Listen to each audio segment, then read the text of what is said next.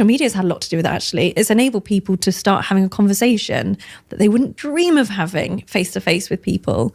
And certainly I recognised that when I was just working in my private practice, I wanted to do it around the family, so I couldn't do it all. So I kind of left the NHS and I thought I'll just work in like school hours and I'll manage it around that kind of thing. So I thought I would have to advertise and I never did. And that's because, well, therapy is a really private thing when you're really struggling. When it works and you get better and then you're doing fine and it finishes and you go off about your life and then you come across someone who's struggling and they go, that really helped me, try that. And so actually all of my work was based on word of mouth.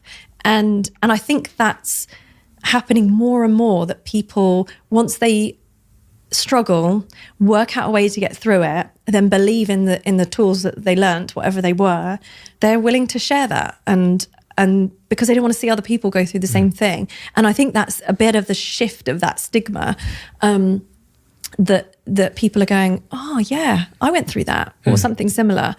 Go and try that. It really helps. People will go to therapy because they'll have access to that. Others won't even consider it or have access to it for whatever reason. And I think whatever the situation, human contact and human connection is everything. If you can find someone that you trust to talk to, and even, let's say, worst case scenario, you don't have anyone you can trust to talk to, or you feel so awful about this particular situation that you can't bear to talk to anyone, write it down. Just use words, use art, whatever it is. Try and get to grips with what could possibly be going on here. Start reflecting on experiences, not with judgment, but just looking at what's happening, what happens here, what happens before that, what leads up to it. That's a lot of what happens in therapy, actually, is, people come in with a feeling, oh, I felt this awful thing. And then we'll look at, okay, what led up to that? Let's go back a week and let's work to it.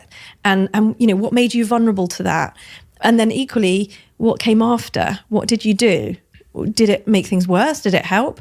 A lot of those things that we end up doing habitually are the things that work instantly, and they're addictive because they work instantly, right? It's going to the fridge or grabbing the wine or whatever it is that they're addictive because they give us instant relief, but in the long term, they keep us stuck.